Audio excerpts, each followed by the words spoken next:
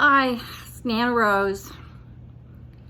I'm doing two things here today that I'm not past due on one, I'm past due on the other. I promised Lena down in New Orleans that I would tell a story that I had glossed over once in comments on another channel. And I told her I'll do it tomorrow on my video tomorrow, and I didn't make a video for the last 2 days. So I apologize, Lena, but this one's going to be for you. You're finally going to get to hear it. The other thing, I wanted to give you a quick update on my total makeover. Hopefully it'll be a total makeover. I'm telling you, this old gal needs something. But, and again, I'm not going to tell you what I'm doing until I make sure I can stick with it. I swear I could eat sticks and mud if somebody said, this will make you healthy and you'll be able to lose weight easily. I'd probably do it. And so, and I've done things before. I've done Weight Watchers before. I've done, you name it, I've done it. And I just can't ever seem to keep it off. But I'm hoping this time it's going to be different because I'm trying to learn some new ways of thinking and looking at life and eating. And so anyway, I want to give you an update. I am down 7.6 pounds this week. 1 week. I am so happy, and I've lost 5 inches. I am not starving. I have 2 regular meals a day, except they're high in protein, and then 3 non-starchy veggies, and then I have other things that I eat during the day for 4 times, and then I have a snack. So I have to set my alarm to eat every 2 hours, which is sometimes a little bit hard to do. But anyway, I'm thrilled. I'm very, very happy. And I'll tell you what it is if I'm able to stick with it for a little bit.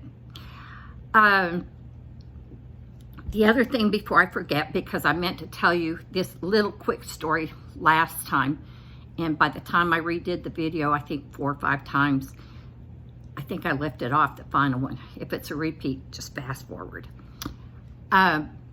When I went in to get my second booster for my vaccination, I won't say, you know what vaccination, I don't want to say it, and get some kind of trouble with YouTube going, because I don't know what I'm doing with YouTube either. But anyway, I made an appointment, went to the drugstore to get it. And my sister and I are going to be going to the beach in October for a few weeks. And she started buying us some matching t-shirts. And my favorite ones say, girls trip, it's cheaper than therapy. And I just love it. And we've been out and just had more comments on that. And I actually took her out to eat for her birthday a week and a half or so ago. And we were sitting at Olive Garden waiting to be seated. And these 2 gals came in. I assumed they were sisters also. And they're like, oh my gosh, your shirts are so cute. Can we take a picture? So they took a picture of us sitting there together with our t-shirts on. Better than t-shirts off, huh?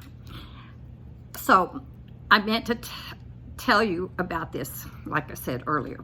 So I'm sitting waiting for my vaccination booster, and I have the girls trip t-shirt on, and I have my phone out. I cannot stand to sit still. I have to be reading or playing a game. So usually on my phone, I'm playing word games or crosswords or something so that I can try to keep some semblance of a mind as I age. So I was sitting there playing solitaire while I waited, and this older couple came in, and I find as I get older, I'm 73 now, and yet I'll look at people and I'll call them older, and yet I realize they're my age or maybe a little bit older. I think this couple were in their late 70s, so maybe older than me. But, so I'm sitting there and I'm playing solitaire. This fellow's wife is looking intently for something over in the pharmacy, and the man comes over. By the way, I have to give you, I go to tell a story, and I go 10 miles out of the way to tell you little details. That's just me. This fella had on a button-down shirt, shorts, and sandals with socks. People don't wear sandals with socks. That looks so bad. So bad. If your feet are cold, then don't wear sandals. Wear tennis shoes, something, but do not wear sandals and socks. It looks horrible. So, anyway, I'm sitting there playing my game, and he walks up to me and he goes, "That's what I need."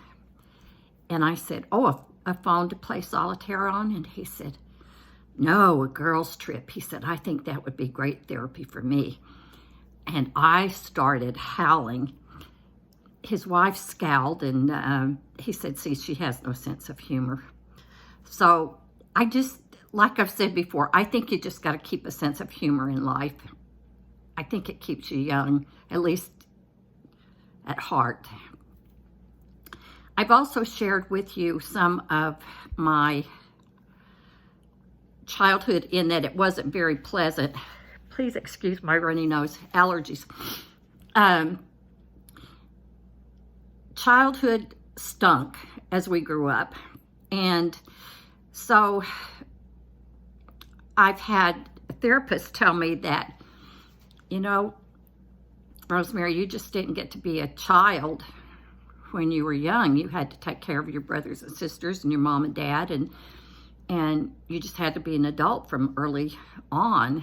And so I think that's why you enjoy so many childlike endeavors. I don't think he was telling me I was immature, but he might have been. But I think he was just saying I can find joy in things like a child can. And my sister and I do. When I turned 18, I left North Carolina, went to visit a girlfriend on the West Coast. Planned to stay a week, took one suitcase with me. I didn't move back until I was 50 years old. I got a job as legal secretary, met my ex-husband there, raised a family there, and when I turned 50, I thought, you know, I'm in a job that's stressing me out, probably killing me, and the marriage is not going well in my book, and I don't want to live the second half of my life like I lived the first half. So I had a bonus from work. I came back to visit my sister here in North Carolina, and I put a deposit down on a house. So I was committed. And up until that point, I would try to come home to North Carolina from the West Coast once a year. But as we start having children, it became more and more difficult traveling with small children by myself because their dad traveled all the time. And plus just the expense of flying that far with 4 of us.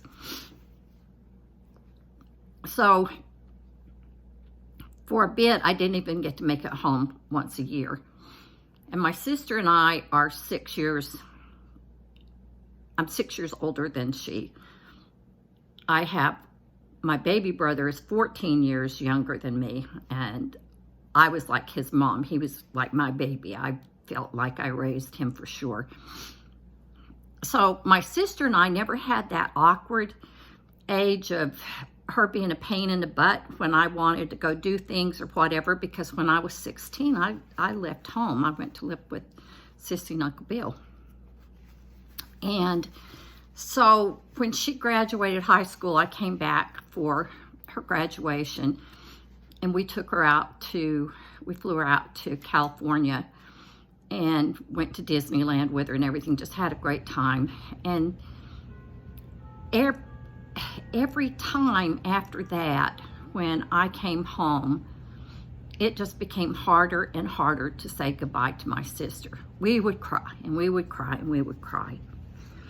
And back in the olden days, your family or friends could see you off at the gate, back before all kinds of craziness hit the airlines. But after a while, she wasn't even able to go back to the gate with me.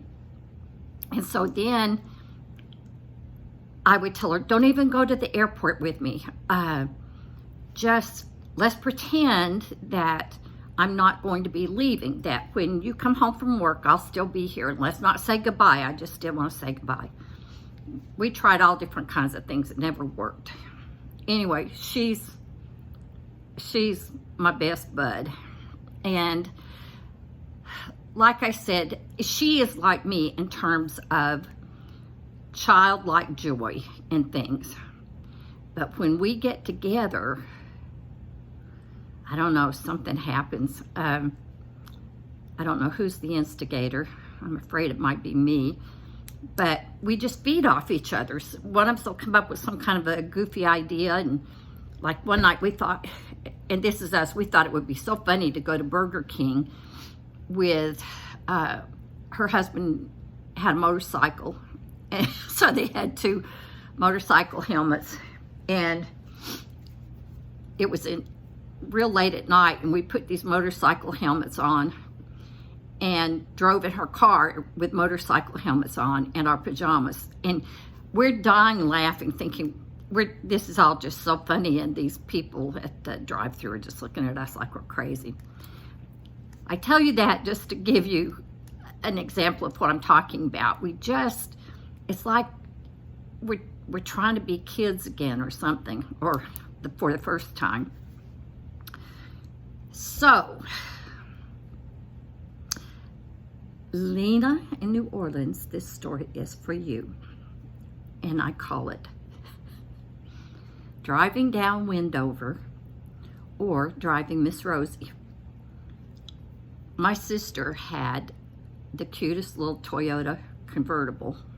I want to say it was a Tercel, but I can't remember for sure, a Corolla or Tercel, on one of my yearly visits when I came home. But it is so cotton picking hot here in the summer, and usually so humid that you can't hardly stand to put the top down because it'll just bake you. You need to have your air conditioning on. And so it was, I don't know, maybe 9 o'clock at night, and we decided to go for a ride in her convertible and put the top down. And I think that might have been the first time I ever rode in a convertible. No, it wasn't. I had a girlfriend in high school that had a little Carmen Ghia convertible. But anyway, we went for a ride. And it was dark, and the wind just felt so cool on this summer night. It was just amazing. And we're going down Wendover, which at that point was a very rural, wooded area. And we're driving along, and I'm just doing one of these and thinking, oh, that feels so amazing. That feels so amazing. And I said, sis, I wish we could just drive down the road butt naked. I said, could you imagine being able to feel this all over your skin? And she gave me the Lucy and Ethel look, like, are you kidding me? And I said, no, wouldn't that feel good? And she said, well, we can't do that. And I said, well, I know we can't. But I still just kept thinking, oh, how wonderful it felt, how wonderful it felt. And we both had shorts and some kind of a little summer top on. And I said, you know what? I said, we could pull our tops up, just, like below our chins, and pull our bras up so that from here on down to our waist, we're naked.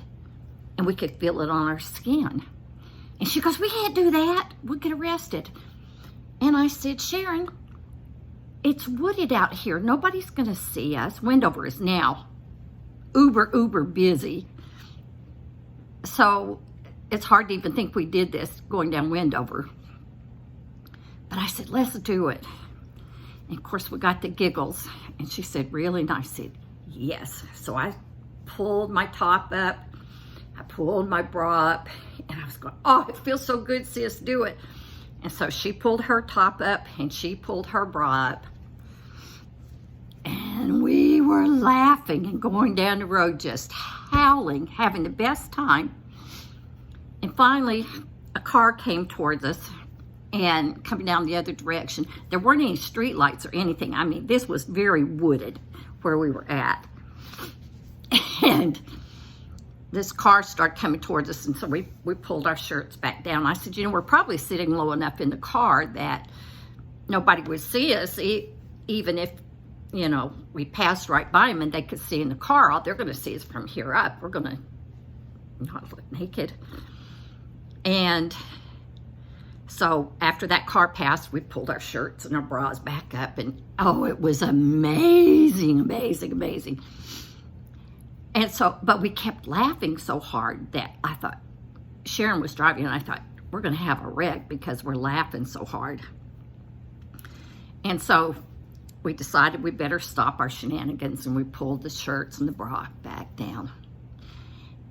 And as we started going home, we were talking about how wonderful it felt. I said, sis, can you imagine if you'd had a wreck because we were laughing so hard at it, and we both got killed, and we're thrown out of the car, and we're laying on the side of the road with bras and shirts up to our neck, and that's how the police found us? I said, they would think, well, somebody must have found these dead bodies on the side of the road and were going to rape them, but once they pulled their shirts up, they decided, nah, I don't think so. So that's my story, Lena. We still joke about driving down Wendover. It is a favorite memory with my sister. I have a lot of them. But anyway, that'll be it for today. Hope everybody's doing well. I send you love, hugs, and light. Bye-bye till next time.